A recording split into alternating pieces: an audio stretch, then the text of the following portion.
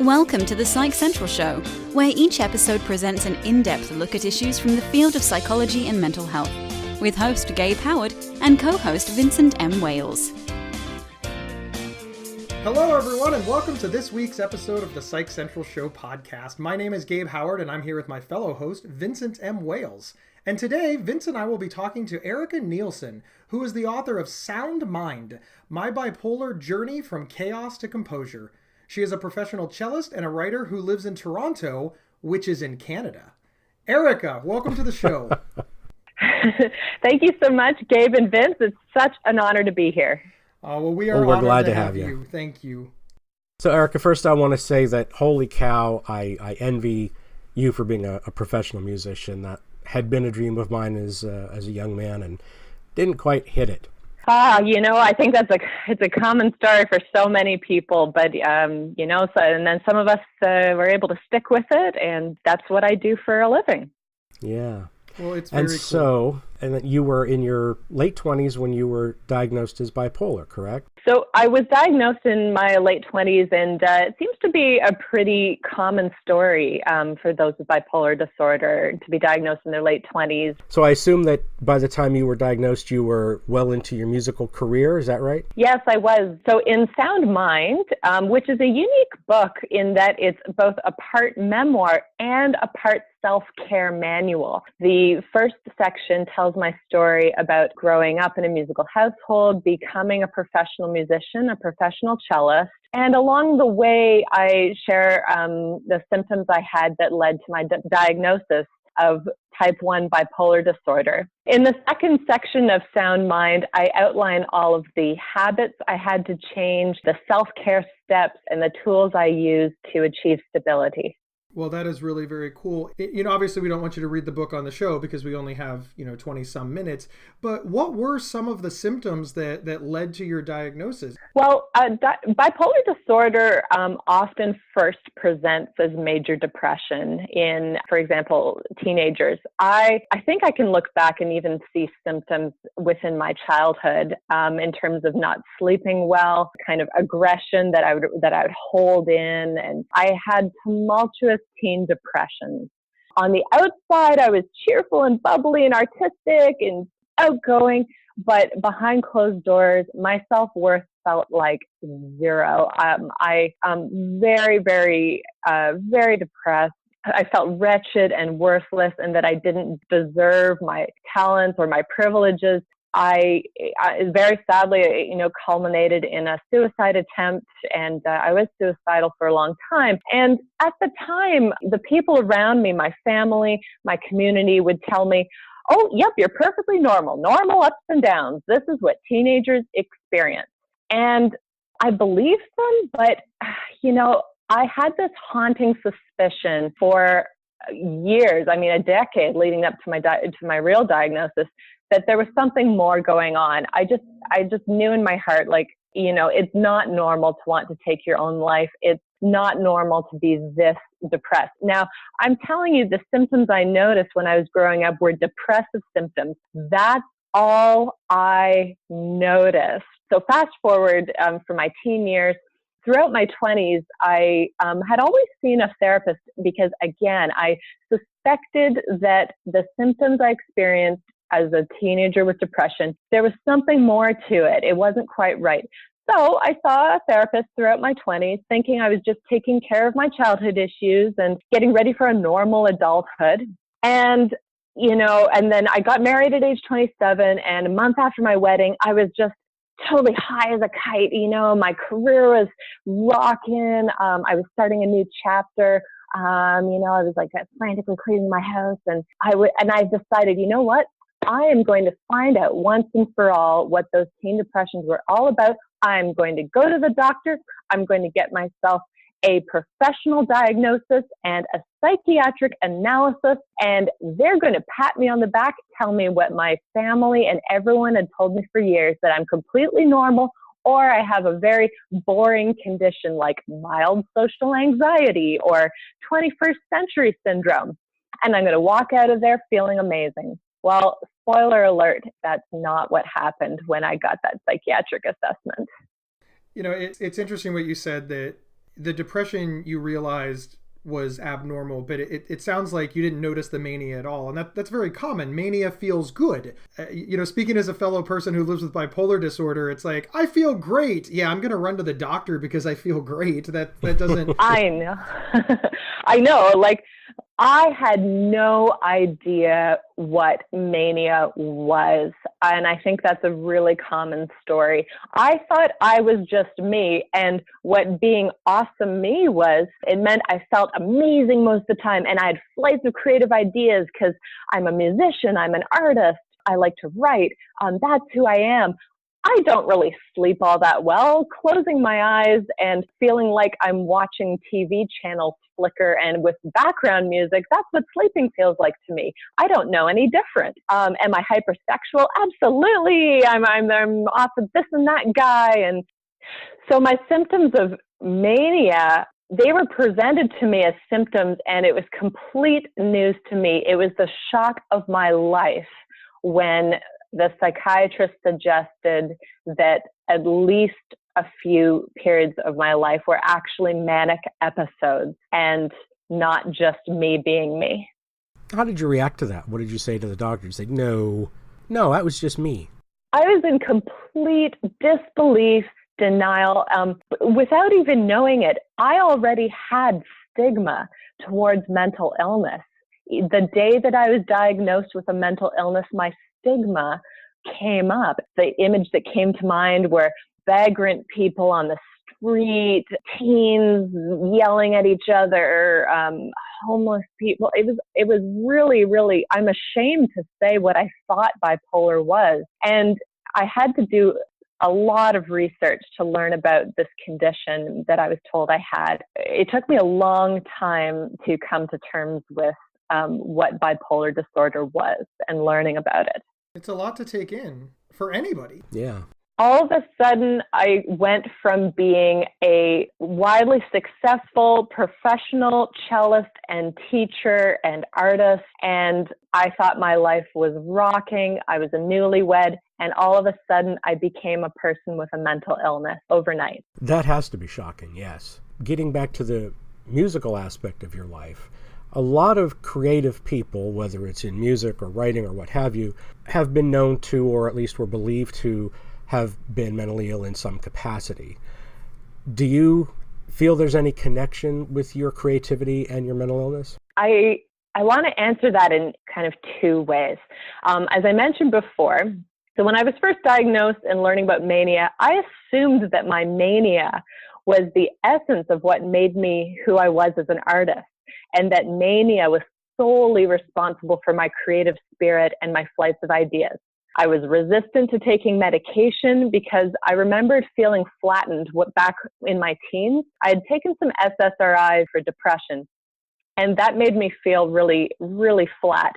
And I assumed that that would happen to me again if I treated bipolar disorder. But when I understood the severity of my manic episodes, I was more interested in achieving stability. So after a few years of patient trial and error in finding the right medication combination, I discovered, here's the drum roll, when I am having manic symptoms, I feel more creative and like my most amazing self in the spinning wheel of fabulousness that I experience. But that isn't really the case. I think I'm being more creative and expressive, but in reality, my thoughts, they're racing so fast, I can't articulate them well or complete them.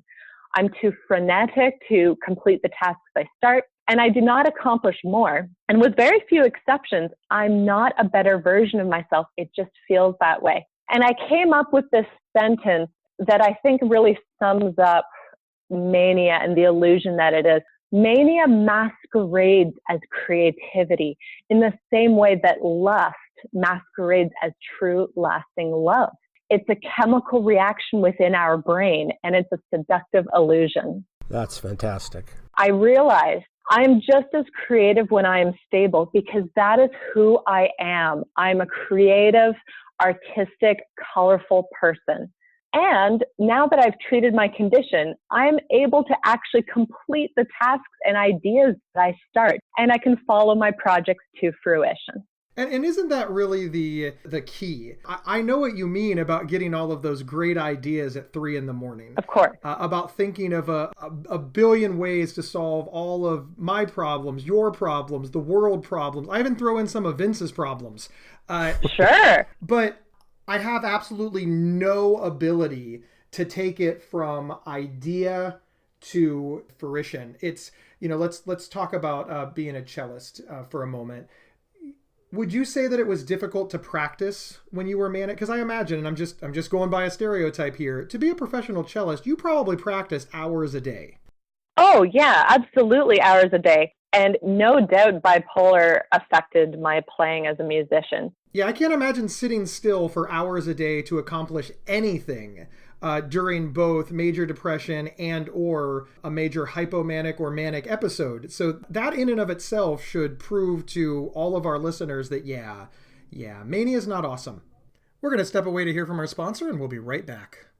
This episode is sponsored by BetterHelp.com. Secure, convenient, and affordable online counseling. All counselors are licensed, accredited professionals. Anything you share is confidential. Schedule secure video or phone sessions, plus chat and text with your therapist whenever you feel it's needed. A month of online therapy often costs less than a single traditional face-to-face session. Go to BetterHelp.com/Psych Central and experience 7 days of free therapy to see if online counseling is right for you. BetterHelp.com/Psych Central.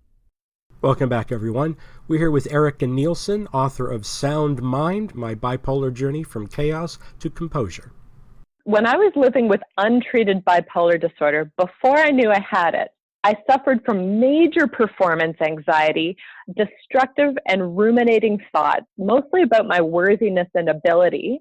I was experiencing auditory hallucinations and blanking out. I was experiencing problems focusing, suicidal thoughts, and extreme impatience and irritability. I'd be practicing along, intensely focused on what I was doing. And there's a scene in my book where my spouse comes over and he basically whispers, "I poured your tea." And I go, "What? What are you doing? Get out of here." I pretty much just lose it.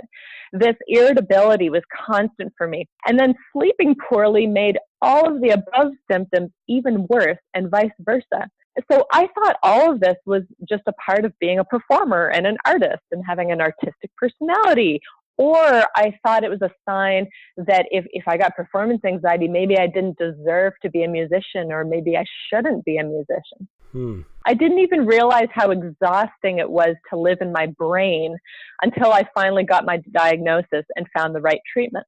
And interestingly, as we know, people with bipolar disorder often also suffer from comorbid disorders like major anxiety or ADHD, and I suffered from both of those. So I was working extremely hard all the time to cope with and hide my symptoms. So I'm incredibly relieved that I found an accurate diagnosis. And amazingly, treating my bipolar also treated the symptoms that affected my playing. And now I can perform better than I ever thought possible. I can perform with more focus and ease than ever and allow my true abilities to shine. I still feel nervousness and excitement when I perform, but now it's in proportion and manageable, and I can sometimes even use it to my advantage. My thoughts are now organized and non-toxic. It's almost like someone turned the volume dial down 40% to a tolerable level. So I'm no longer scattered. I can focus. Little things don't distract or bother me anymore. Gabe, you were talking about, thinking about the 5 million ways to solve all the world's problems at 3 a.m. Yeah. Imagine dialing that all down to maybe thinking of 3 ways to solve the world's problems and then being able to execute it. Right. Exactly. There's a quote that I really love, and it has absolutely nothing to do with bipolar disorder, but I've applied it because, that's what I do. And it's never let perfection get in the way of progress. I love that quote, Gabe. Yeah. And it's one of the things that I always had a really, really hard time with. Once I got treated, once I found coping mechanisms, and once I got better, yeah, when I look at them objectively, when I look at plans that I have, are they perfect? No, but they're in the world. Every article that I have ever written, it's not perfect. I go back and read them and I find a comma that's out of place, or I'm like, I wish I would have been a little articulate over here. Or I read the comments section and I was like, you're right. I should just on and on and on and on and on. But because I was able to get treated, all of these articles are out in the world to be discussed and to gain value. And whatever that value is up to the reader. And that's what I've learned as well. Before I got treatment, they were all in my head, just up there. Yep, right. Not getting out there and not seeing any readers. That's Gabe. That's one of my absolute favorite quotes. I also reframe it to be, perfection is the enemy of great. Yes. I love that. I love that a lot.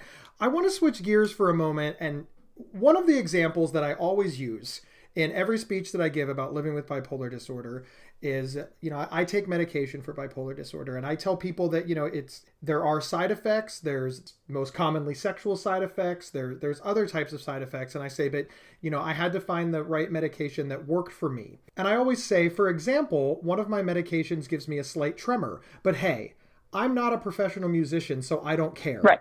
Well, I'm now talking to somebody who lives with bipolar disorder who is a professional musician.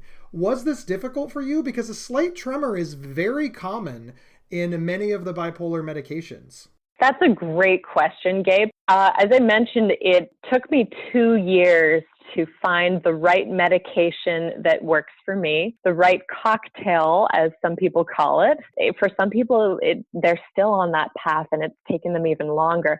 So it took me 2 years, and the medication I take is not free of side effects, but it has side effects that I can live with as a professional musician. Now, I'm very fortunate that I do not have a tremor, and it allows me to get the rest I need. I can sleep, sometimes upwards of 9 to 10 hours. And as a freelancer, I recognize I'm extremely fortunate that I can schedule my activities around my need for this sleep that my medication gives me. I say it gives me. I don't say my medication makes me sleep for too long. My medication gives me the sleep that I need to repair my brain. And I recognize that, other people have 9 to 5 jobs. They need to be up at 7. They need to be in their office by 8:30. I don't have to do that. So I can, for example, I don't schedule any private lessons or rehearsals before 10 in the morning, just so I have time to take my time in the morning and be at my freshest. And I often perform late in the concerts that I play. So, for example, last week I was performing a concert of the music of Prince's Purple Rain, and this week it was a Baroque concert with music for harpsichord and Elton John's greatest hits. Well, all those concerts ran very late, so I made sure to not schedule anything first thing in the morning so that I could get the rest that I need to help treat my condition. Very cool. Let me just jump back to stigma. Yes. You said that when you were diagnosed, you just had this automatic stigma that popped up. How did that change, and when did it change? When I was first diagnosed with bipolar disorder, I wanted to learn as much as I possibly could about the condition. And I recommend this for anyone who's diagnosed with any mental health condition, mental illness. Learn as much as you possibly can about it. It sounds obvious, but I think there's still a lot of people out there that kind of just go to the doctor and seek treatment without really learning about what's going on for them. I read kind of how-to guides written by doctors. And I also read personal accounts, books about people who live with bipolar disorder. One of my favorites is actually a graphic memoir. It's illustrations written by a cartoonist, written by Ellen Forney, called Marble, Mania, Depression, Michelangelo, and Me. And reading that book was so monumental in making me feel like I wasn't alone, because I think feeling isolation is really, really dangerous and is really, really hard. Yeah, it feels so lonely. Yeah. So as I mentioned, when I was first slammed with this diagnosis, my own stigmas came up around it. And as I learned more about the condition, and I learned about famous figures who suffered from it, especially other artists and writers and musicians, and I learned how common it was. So the more knowledge I armed myself with, the more my own stigmas melted away. And stigma is so tough. My heart is just so full of compassion now for others who have mental health conditions like mine. I saw someone the other week on the subway, and he was clearly psychotic. He was having a really rough day, and I just felt for him. I kind of smiled and nodded, and I said, I hope you take good care. I know how many of us there are out there. Stigma is still prevalent.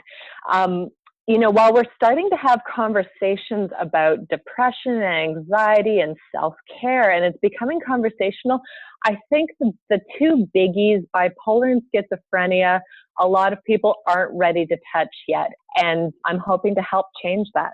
I also want to talk a little bit about other stigmas towards self-care, rest, getting sleep you need. I came from a workaholic environment, and when I was taking a moment of rest or a break, any moment like that made me feel like I was being lazy and self-indulgent and not productive. And I made myself physically sick with gastric reflux disease and digestive issues, and I wreaked havoc on my mental health from being a workaholic. And now that I've had to treat my chronic stress and chronic workaholism to treat my bipolar disorder, I had to rethink my whole schedule and the whole way I approach my work life. And I got to tell you guys, Gabe and Vince, I am so over chronic, frantic busyness. And what I've discovered is it's still possible. I have a very full schedule, but I've put changes in place to make sure I'm not racing from one thing to the next, which just exasperates my condition. There's also a huge stigma out there against getting adequate sleep and prioritizing sleep. We also all know someone who brags about how little sleep they get, or they think they can function on just a few hours. Like sleeping more somehow means you are not being productive. I completely disagree. I can get so much more done now that I'm fully rested. My brain can actually repair and heal itself. So the opposite is absolutely true. The more rested I am, the more productive I am in my waking hours. I love that you have just listed like 5 of the top 10 Psych Central Show podcasts that Vince and I have done. We talk about sleep hygiene all the time. We talk about this idea that people have with self-care being somehow, bad, sleep being lazy, on and on. You really covered a lot of myths that the people who are mentally healthy, and I'm making air quotes, in society just believe. And if you'd believe it, we'd all should be working 16-hour days, getting 4 hours of sleep a night, never doing anything for ourselves, and being at somebody else's beck and call 24/7, all for minimum wage. And that sounds nuts when you say it that way. But you're right. People believe these things in the abstract all the time. Oh, I know.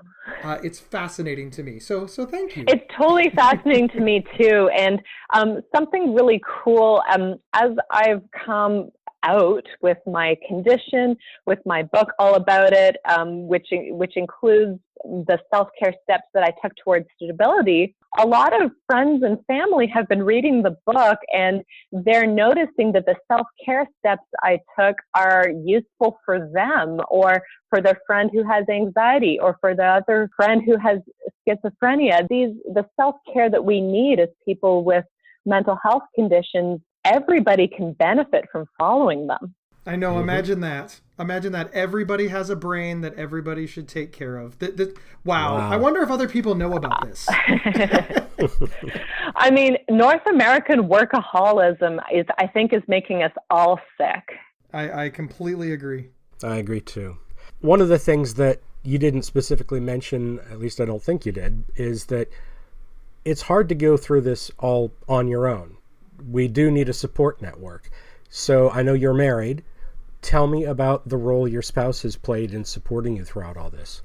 I'd love to. I've got to say, to those who are newly diagnosed, I think finding support is essential. Not everybody has a supportive spouse like I do, and I'll get to that in a second. But finding that support network, even if, and I know many people with an undiagnosed mental health condition may have even pushed away some or all of your close support network. I know I found tremendous peer support in the support groups I joined when I was first diagnosed, and I still regularly seek peer support from the Toronto Bipolar Disorder Meetup Group. I talk about support groups in my book, Sound Mind, And something that's great to remember is that even if I don't feel like going to my support group, I know that I might be a support for someone else. And we actually need each other. So my spouse is absolutely a rock. He is, you could say opposites attract. I'm a bubbly, outgoing person, and he's always been kind of quieter and more reserved, and we balance each other out that way. I realize how incredibly lucky I am to have a supportive partner. When I'm experiencing symptoms, he can help me by sort of mirroring back to me what it is he is noticing. So if I'm experiencing a mood episode, usually I'm pretty good at knowing what's going on, but sometimes he can really see it too, and he can relay to me, I'm noticing that today you've repotted all of our plants and you've been listening to this Brian Wilson record on repeat about 8 times in a row while talking nonstop. Have you noticed that? And I can say, yes, I've noticed that. And then together we can take action and to treat my symptoms as they come up. He supports me in that he's on board as my teammate, and we treat my bipolar as a team. And when it's go time, when I'm really unwell, we're in it together. And I know how lucky I am to have someone who's willing to do that. That's great. So tell us, where can we find your book? You can find my book. For American listeners, it's available on Amazon.com, Barnes & Noble. For Canadian listeners, it's on Amazon.ca, Indigo, or Chapters. Awesome. Do you have a website that people can find just you personally? I believe you have a blog, yes? Yes. So my blog is soundmindbook.com, and articles there have also been published for bphope.com, and soon will be also published for Psychology Today magazine. And if you want to know a bit more about me as a professional cellist and educator, you can check out one word, celloerika with a K.com. And I can be found under the handle at celloerika with a K on Instagram and Twitter. Well, thank you again, Erika, for being here. And thank you everyone else for tuning in. We really appreciate it. And remember, you can get 1 week of free, convenient, affordable, private online counseling anytime, anywhere, simply by visiting betterhelp.com/psychcentral. We'll see everybody next week. Thank you for listening to the Psych Central Show. Please rate, review, and subscribe on iTunes or wherever you found this podcast. We encourage you to share our show on social media and with friends and family. Previous episodes can be found at psychcentral.com/show. Psychcentral.com is the internet's oldest and largest independent mental health website. Psych Central is overseen by Dr. John Grohol, a mental health expert and one of the pioneering leaders in online mental health. Our host, Gabe Howard, is an award-winning writer and speaker who travels nationally. You can find more information on Gabe at gabehoward.com. Our co-host, Vincent M. Wales, is a trained suicide prevention crisis counselor and author of several award-winning speculative fiction novels. You can learn more about Vincent at vincentmwales.com. If you have feedback about the show, please email talkback@psychcentral.com.